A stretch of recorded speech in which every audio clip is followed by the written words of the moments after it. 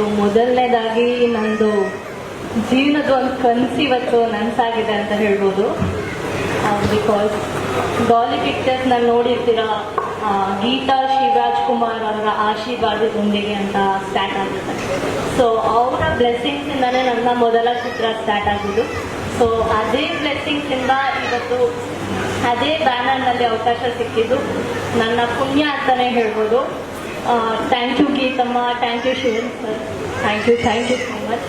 ಹಾಗೆ ಶಾಕಾಹಾರಿ ಅನ್ನೋ ಒಂದು ಸಿನಿಮಾ ಎಷ್ಟು ಮಟ್ಟಿಗೆ ನನಗೆ ಇಷ್ಟ ಆಯಿತು ಅಂದರೆ ಅದರ ಸ್ಕ್ರಿಪ್ಟ್ ಆಗಿರ್ಬೋದು, ಆ ಡೈರೆಕ್ಷನ್ ತುಂಬ ಇಂಪ್ರೆಸ್ ಮಾಡಿದ್ದು.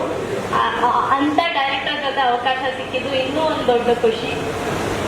ಈ ಆಪರ್ಚುನಿಟಿ ಕೊಟ್ಟಿದ್ದಕ್ಕೆ thank you Sandeep sir. So ಇಂಥ ಒಂದು ಒಳ್ಳೆ ಅದ್ಭುತವಾದಂಥ ತಂಡದ ಜೊತೆಗೆ ಕೆಲಸ ಮಾಡ್ತಿರೋ ತುಂಬ ಖುಷಿ ಇದೆ. ಹಾಗೆ Dheeran sir, looking forward to work with you. ಹಾಗೆ ಮಾಧ್ಯಮ ಮಿತ್ರರಿಗೆ, ಸ್ನೇಹಿತರಿಗೆ ಎಲ್ಲ ವೆಲ್ ವಿಷರ್ಸ್ ಇದ್ದೀರಾ. ಮೊದಲನೇ ಚಿತ್ರದಿಂದ ಇಲ್ಲಿವರೆಗೂ ತುಂಬಾ ಸಪೋರ್ಟ್ ಮಾಡಿದ್ದೀರಾ. ಬಂದಿದ್ದಕ್ಕೆ ತುಂಬ ಹೃದಯದ ಧನ್ಯವಾದ. Thank you so much. Jyothi ಅವರೇ, ವಿಶಸ್ ಹೇಳಿ, ಬೆಸ್ಟ್ ವಿಶಸ್ ಹೇಳಿ.